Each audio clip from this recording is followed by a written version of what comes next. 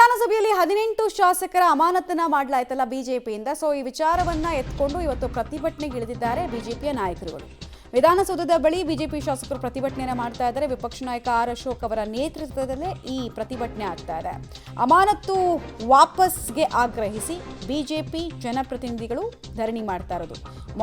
ಮೌಲ್ವಿಗಳು ಹೇಳಿದ್ದನ್ನೇ speaker ಮಾಡ್ತಿದ್ದಾರೆ ಅಂತ ಚಲುವಾದಿ ನಾರಾಯಣ ಸ್ವಾಮಿ ಅವರು ಸ್ಟೇಟ್ಮೆಂಟ್ ಅನ್ನು ಕೊಟ್ಟಿದ್ದಾರೆ. 60 ದಿನ ಅಮಾನತ್ ಮಾಡಿದ್ರೆ ಶಾಸಕ ಸ್ಥಾನವೇ ಹೋಗುತ್ತೆ ಅಂತ ಕಿಡಿಕಾರಿದ್ದಾರೆ. ಸ್ಪೀಕರ್ ಖಾದರ್ಗೆ ಮನವಿ ಪತ್ರವನ್ನು ಬಿಜೆಪಿ ನಿಯೋಗ ಸಲ್ಲಿಸುತ್ತಂತೆ.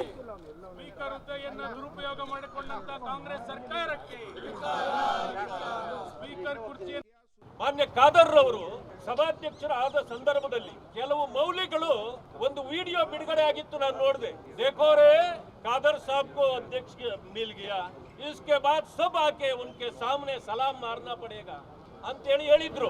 ಇದು ಯಾವ ಅರ್ಥದಲ್ಲಿ ಅಂತ ನಿಮಗೂ ಅರ್ಥ ಆಗತ್ತೆ.